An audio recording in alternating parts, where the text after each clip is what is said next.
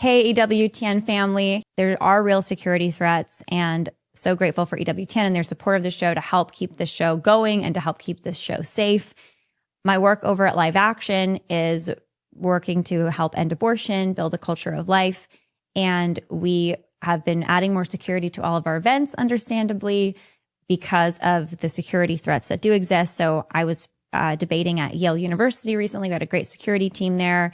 And then last weekend, I wanted to share with you all, and the reason I'm sharing this with you is because, yes, I'm updating you about security, but I'm also talking to you about the power of prayer, because I know many of you are very prayerful people. You're prayer warriors.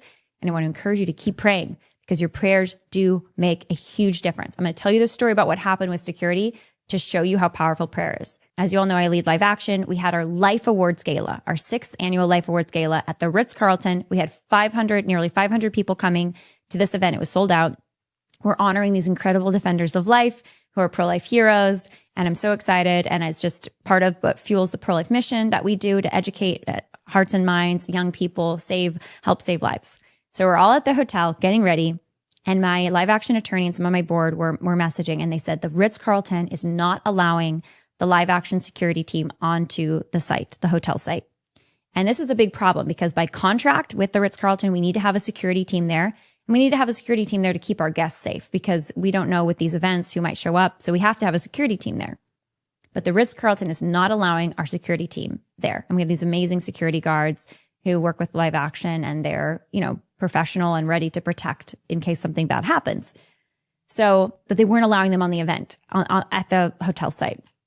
So I'm thinking, okay, we are, and the Ritz is saying, if your security team doesn't show up, you can't have this event. We're going to cancel your event, but we're not allowing your security team on the site either. And I said to our team, why? What's going on? This makes no sense.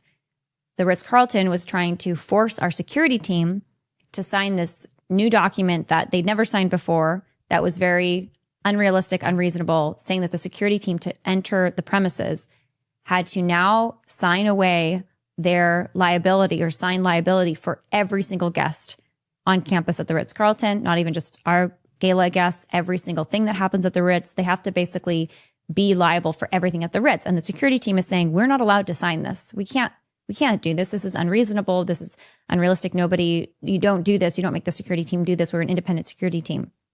So they were at an impasse. Our security team was literally across the street, unable to come over, because if they stepped foot on the campus, they would be, without signing the paper, they could be accused of trespassing and the police could be called on them, but they couldn't sign the paper.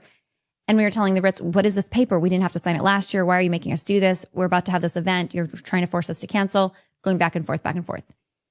Their attorney for the Ritz was saying, tough luck. Even if you sue us, this is the way it's going to be.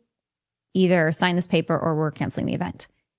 And so I'm sitting in this room with the Live Action board and our attorneys and some of our team, and we're all just like praying, and I'm calling all these people because we're thinking, okay, I'm not canceling this event.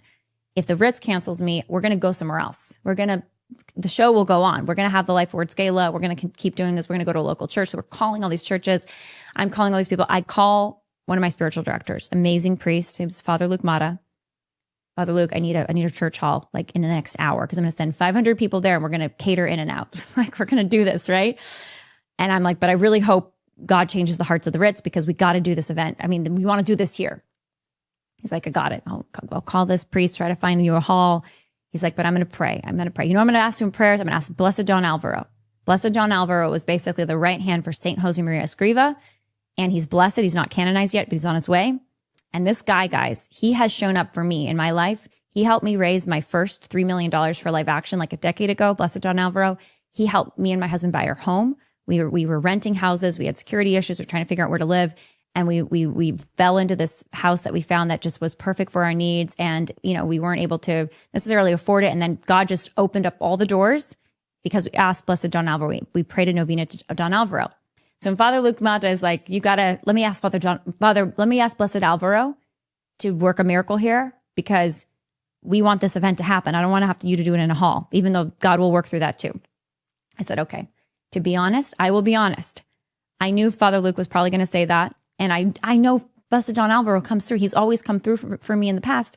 But I didn't really, at that point, I was like, we're doing this in a hall. We're doing this in a hall. And to be honest, there's a part of me that was like, wow, this could be, God is going to work through this too. But Father Luke was going to pray to Blessed Don Alvaro. So he literally went and got the picture of Don Alvaro with the relic. And he said, help us out here. Make there to be a change of heart because Lila's gala's got to go on. Literally within minutes. And there were other things happening. A lot of people were praying. One of my board members, our COO, was in the meeting with the general manager. So lots of things are happening. Within minutes, there's a change of heart. They say, you don't have to sign that form anymore. Don't worry about it. The event will go on. Security team welcome to come. They show up. Everything moves forward as planned. And the gala was our most successful night yet. So I'm sharing this because prayer works. Never give up. Blessed Don Alvaro, thank you. You're the man. Ask for the intercession of the saints and have lots of hope and optimism, my friends. And thank you so much to my EWTN family. This is very raw and unfiltered here, guys.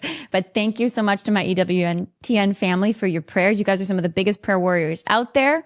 Your prayers are helping to end abortion and they're helping to change the world. So keep it up. And thank you, EWTN family, for supporting this show, making it possible. And I hope you guys all have a very blessed day.